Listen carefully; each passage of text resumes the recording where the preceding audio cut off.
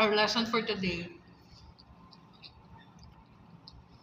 is dapat maging grateful lang tayo. Magpasalamat kung anong meron, so kung anong mga bagay na meron tayo, kasi akala natin wala pero yung bigla ka na lang magkakaroon na hindi mo lang namamalayan, yung parang feeling mo walang-wala na, pero biglang magkakaroon. Thanks God talaga. Ayun. Know your eyes in the morning sun. I feel you touch me in the pouring rain. And the moment that you wander far from me, I wanna feel you